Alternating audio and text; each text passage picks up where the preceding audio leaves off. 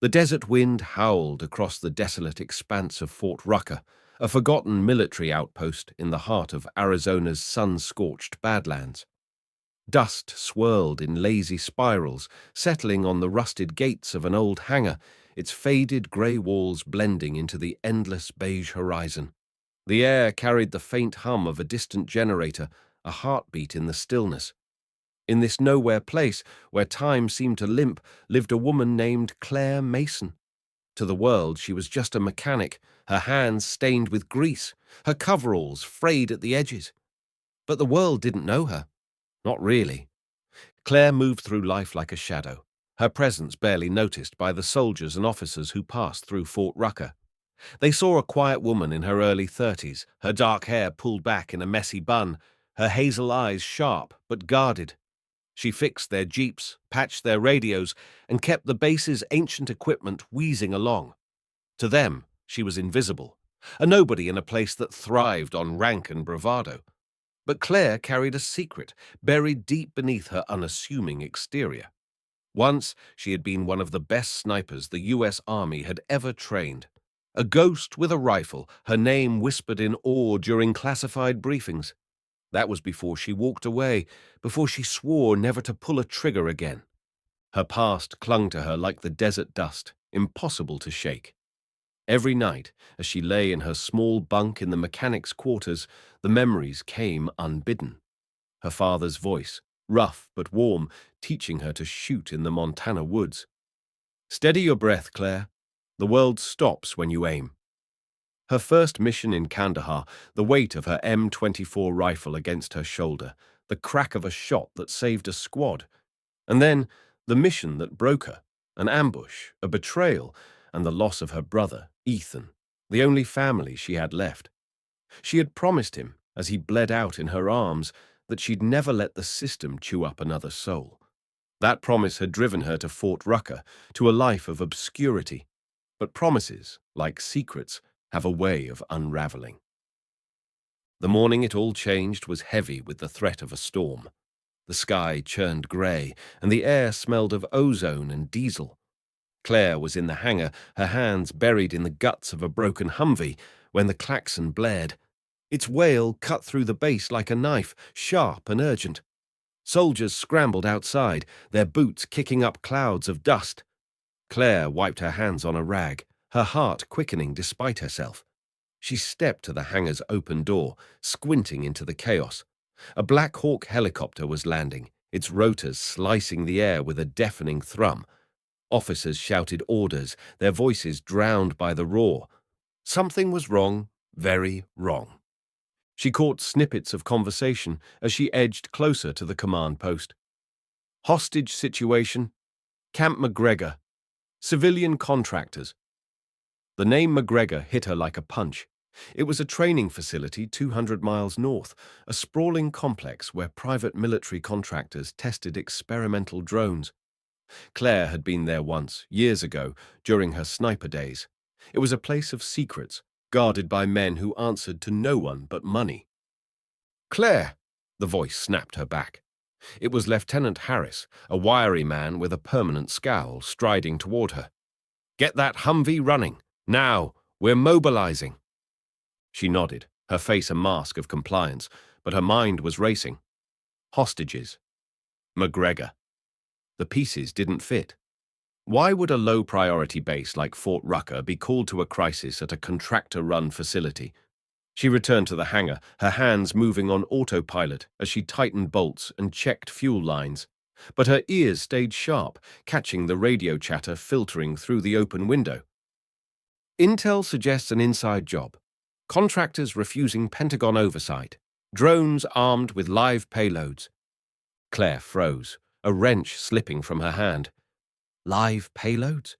McGregor was supposed to be a testing ground, not a live fire zone. She thought of Ethan, of the mission that had gone wrong because someone higher up had sold them out. Her fingers tightened around the wrench, her knuckles whitening. She couldn't ignore this. Not again. By noon, the base was a hive of activity. A convoy was forming, 3 Humvees, a dozen soldiers, and a pair of choppers on standby. Claire overheard Harris briefing the team. We've got 48 hours before this goes public. Civilians are trapped in McGregor's main compound. Armed hostiles, possibly ex-military, have taken control. They're demanding access to the drone systems. Pentagon's hands are tied. Too much red tape. We're the closest unit, so it's on us. Claire's stomach churned. She knew the type. Mercenaries, loyal only to the highest bidder, operating in the grey zones of military contracts. She'd seen their work before, clean, ruthless, and always covered up. The soldiers Harris was sending were green, fresh out of basic, their rifles shiny and untested. They wouldn't stand a chance against professionals. She approached Harris as he barked orders near the lead Humvee. "Lieutenant," she said, her voice steady but low. "I can help." He barely glanced at her. "Fix the vehicles, Mason. That's your job." "I'm more than a mechanic," she said, stepping closer. "I was a sniper. Tier 1. I can get you eyes on McGregor before you send those kids in blind." Harris laughed, a sharp, dismissive sound. "You? A sniper? Save it, Mason. We don't need fairy tales." He turned away, waving her off. Claire's jaw tightened, but she didn't push. She'd heard it before, doubt, mockery, the assumption she was less because she was a woman, because she kept her head down. But as Harris walked away, she made a decision. She wasn't asking permission. Not this time. That night, under the cover of a moonless sky, Claire slipped into the armory. The lock was old, the security lax. Fort Rucker wasn't exactly Fort Knox. She moved with the precision of her old training, her footsteps silent on the concrete floor. In a locked case at the back, she found what she needed, an M24 sniper rifle, its barrel gleaming faintly in the dim light. Her fingers brushed the stock, and for a moment she was back in Kandahar, the weight of the rifle grounding her, the world slowing as she lined up a shot. She shook off the memory, grabbing a scope, suppressor, and a box of .308 rounds. Back in her quarters, she packed a small duffel. The rifle, a tactical vest, a radio, and a faded photograph of Ethan, his grin bright against the backdrop of a Montana sunrise. She tucked the photo into her pocket, a reminder of why she was doing this. Not for glory, not for recognition, for the truth Ethan had died for and for the lives she could still save. By 3 a.m., Claire was in a stolen jeep, speeding across the desert toward Camp McGregor. The road was a ribbon of black, cutting through the endless sand, the headlights catching glints of quartz in the dark. Her mind was a storm of calculations: distance, wind speed, entry points. McGregor was a fortress, high walls, motion sensors, armed guards. But she knew its weaknesses. She'd studied its layout years ago, back when she trusted the system. Now she trusted only herself. The first sign of trouble came at dawn as the horizon glowed orange. Claire parked the jeep behind a ridge, a mile from McGregor's perimeter. She climbed to the top, her rifle slung over her shoulder, and set up in a shallow depression. Through her scope, she scanned the compound. It was eerily quiet. No patrols, no drones in the air. But the main gate was open, and inside she saw movement. Armed men in black tactical gear, their faces obscured by masks. They weren't soldiers. They were mercenaries, moving with the confidence of men who knew they were untouchable. Claire adjusted her scope, her breath slowing. She counted 8 hostiles, heavily armed with M4 carbines and what looked like prototype drones circling above. The civilians, maybe 20 of them, were huddled in the central courtyard, guarded by 2 mercenaries. Claire's heart sank as she recognized one of the hostages. Dr. Emily Chen, a drone engineer she'd met years ago. Emily was brilliant, one of the few who treated Claire with respect. If she was here, the stakes were higher than a simple hostage crisis. This was about the drones, next-gen tech, capable of autonomous strikes. If the mercenaries got control, the damage could be catastrophic. Claire's radio crackled, pulling her focus. It was Harris, his voice tight with panic. "Mason, where the hell are you? The jeep's gone, and so are you. Get back here, or you're done." She switched off the radio. There was no going back now. She settled into position, her body low against the earth, the rifle's stock pressed against her cheek. The wind was steady, 5 knots from the west. She calculated the shot. 800 yards to the nearest mercenary, a clean line of sight. Her finger hovered over the trigger, but she hesitated. She hadn't fired a shot in anger since Ethan. Could she still do this? A memory flashed, Ethan's voice, calm and steady. "You're the best, Claire. Don't forget it." She exhaled, her world narrowing to the crosshairs. The first shot was silent, the suppressor muffling the crack. The mercenary dropped, a clean hit to the shoulder, non-lethal but disabling. Chaos erupted in the courtyard. The others scrambled, shouting, scanning the horizon. Claire moved fast, crawling to a new position before they could pinpoint her. She fired again, another mercenary down, this time a leg shot. Non-lethal, but enough to sow panic. The hostages stirred, Emily's eyes darting toward the ridge. Claire's heart pounded, but her hands were steady. She was back in her element, the ghost she'd tried to bury. But this wasn't just about skill. It was about the promise she'd made, to protect, to fight for what was right, even when the system turned its back. The mercenaries regrouped, dragging the hostages into a building. Claire cursed under her breath. She'd lost her line of sight. She needed to get closer, inside the compound. But as she packed her rifle, a new sound broke the silence. The low thrum of a chopper, approaching fast. It was Harris's team. Too early, too unprepared. They were walking into a slaughter. Claire sprinted down the ridge, her boots slipping on loose gravel. She had to warn them, had to stop this before it became another Kandahar. The desert stretched before her, vast and unforgiving, but Claire Mason was no stranger to impossible odds. She was a shadow, a ghost, and she was ready to fight. Have you ever been underestimated, pushed aside because of who you are? Share your story in the comments. The desert air was thick with the scent of burning fuel as the Black Hawk's rotors churned the sky above Camp McGregor. Claire Mason crouched behind a jagged outcrop, her heart pounding in sync with the helicopter's thrum. The sun was rising, painting the Arizona Badlands in streaks of gold and crimson, but its beauty was lost on her. Through her scope, she watched the chopper descend, its shadow rippling across the compound's concrete walls. Harris's team was coming in hot, unaware of the trap waiting below. 8 mercenaries, armed to the teeth, had already dragged the hostages, Dr. Emily Chen among them, into the main control building. Claire had disrupted their plans with 2 precise shots, but the real fight was just beginning. She slung her M24 rifle over her shoulder and checked her watch. 6:47 a.m. The convoy from Fort Rucker would arrive in 20 minutes, assuming they didn't hit delays on the rutted desert roads. Claire had no time to waste. She needed to get inside the compound, neutralize the threat, and protect the hostages before Harris's green recruits walked into a bloodbath. Her breath steadied as she scanned the perimeter. The open gate she'd seen earlier was now sealed, but a drainage grate on the western wall caught her eye, a rusted relic, barely visible beneath a tangle of sagebrush. It was her way in.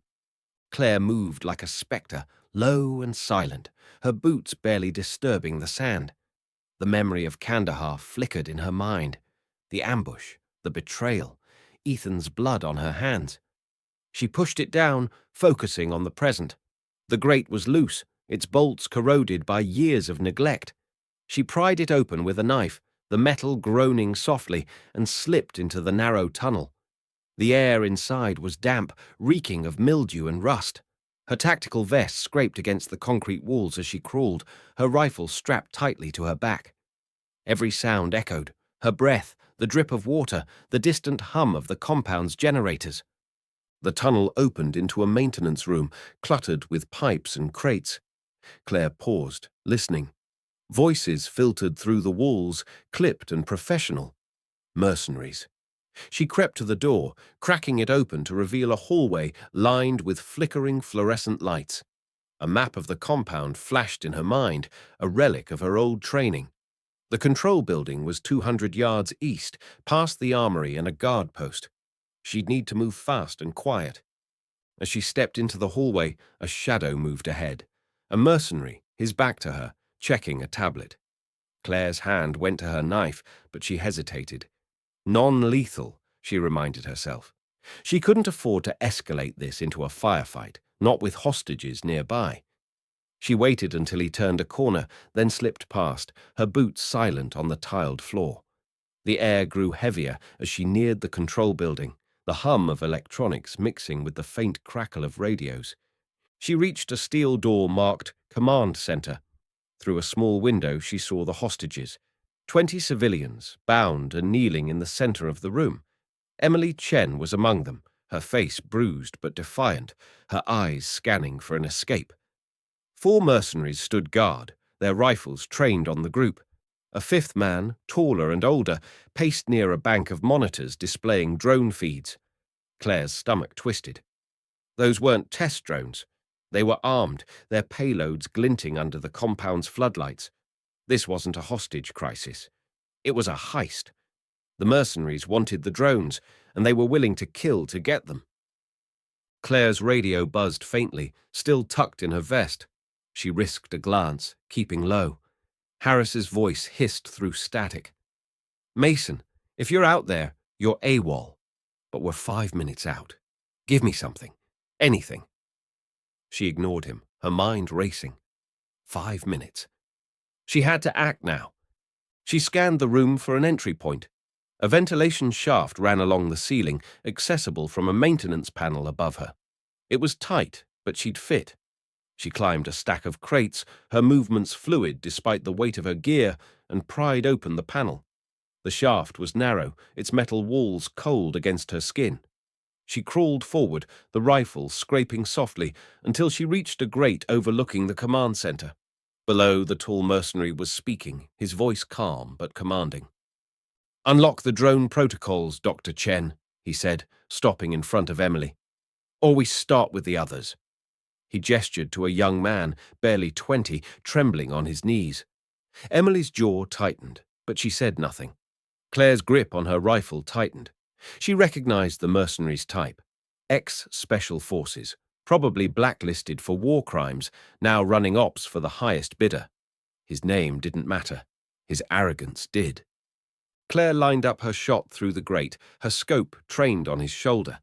A clean hit would disable him, but the others would react. She needed a distraction.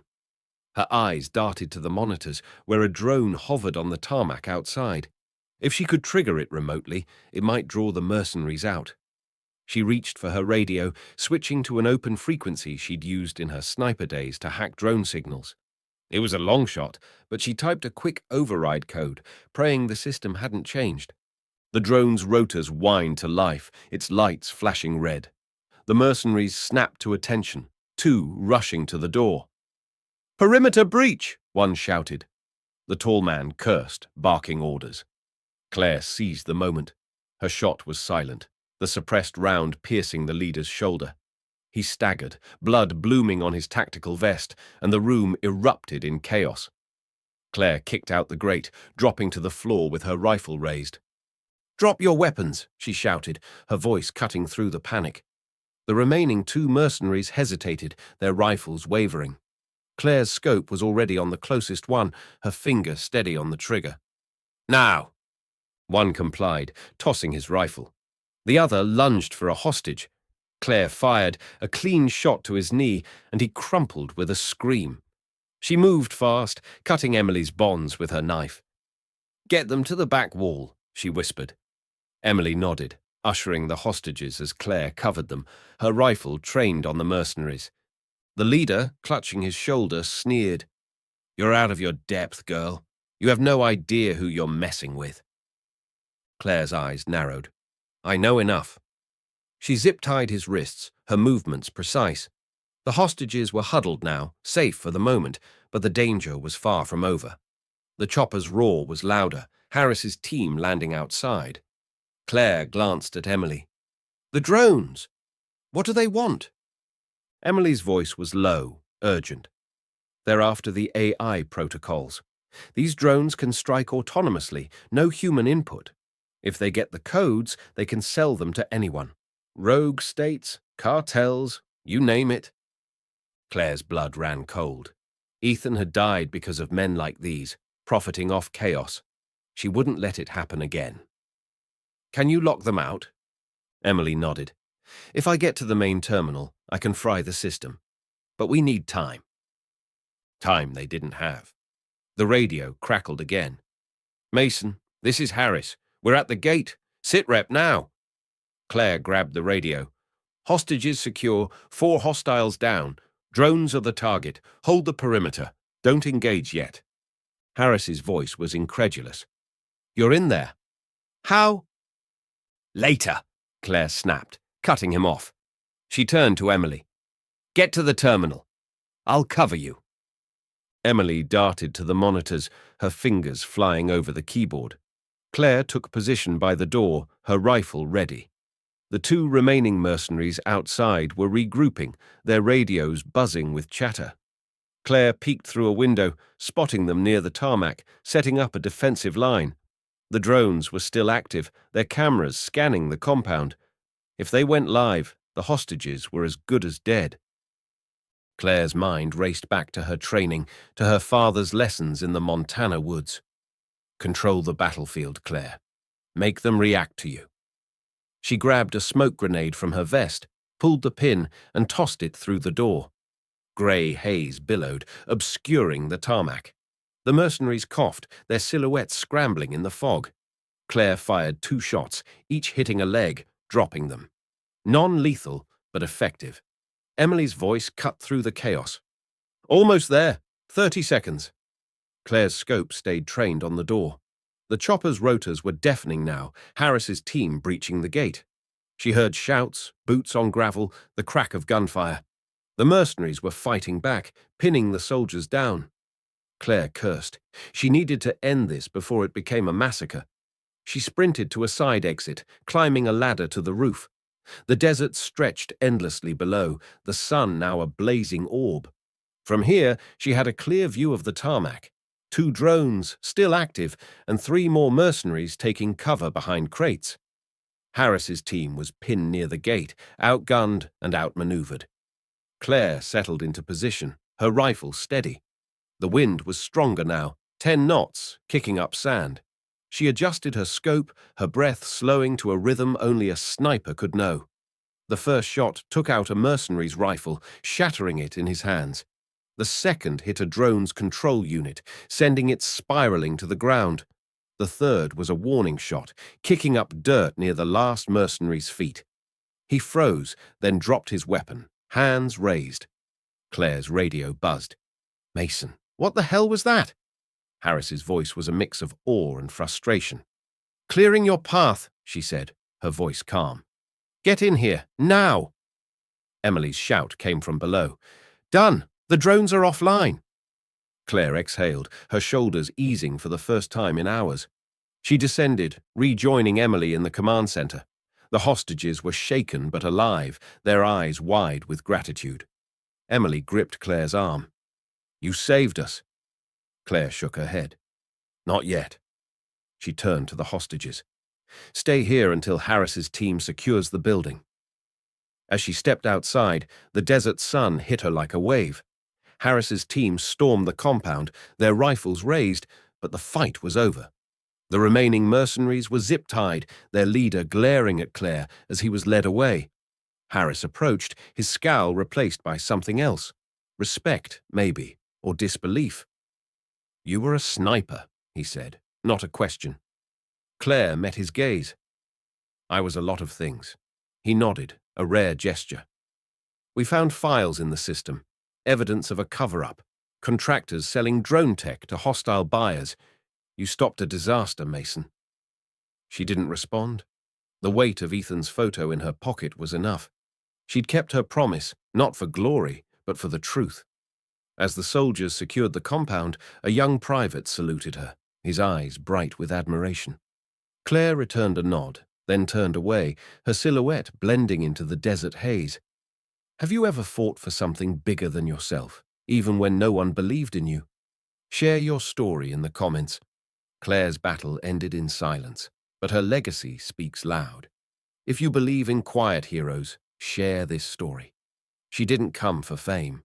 She came for justice.